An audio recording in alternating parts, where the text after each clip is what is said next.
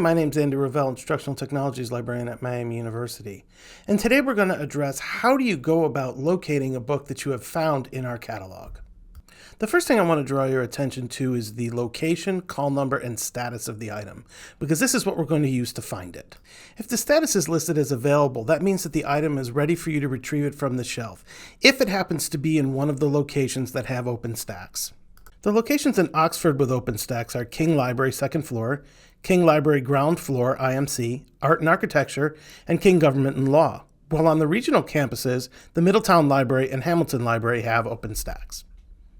By the way, OpenStax just mean that there are areas of the library that have open shelving that users can go and get the books themselves, pretty much like every library that you've used. Let's talk about call numbers. Miami University libraries, like most academic libraries in the United States and Canada, use the Library of Congress classification system. The majority of the call number relates to the subject of the book, with only the very end denoting that specific book. Let's break this call number down. The letters at the start indicate the general subject. In this case, GV is the call number for leisure and recreation, and that includes all books about sports. GV1002.9 is the call number for all books about how to play tennis or tennis coaching. GV1002.9.P75 is even more specific. These are books about the psychological aspects of the game of tennis. Finally, the G34 refers to the author of this book.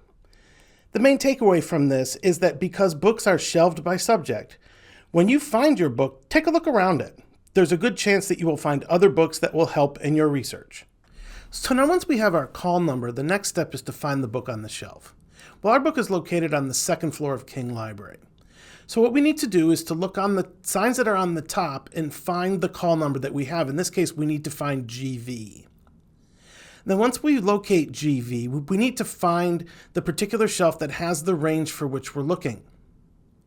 So the next step is to walk down the shelf and look at the call numbers that are on the spines of the book to find the general area in which your book is located. Well, now he's found that area, and now he's looking for the specific book. And he's found it. The next step after that is to actually check it out. We have checkout terminals right here on the 2nd floor. You can come here, scan your ID, scan the book, and now it is checked out to you. It's that simple. That's all for now. For help finding books or with any other aspect of the research process, please don't hesitate to contact us. Thanks for watching.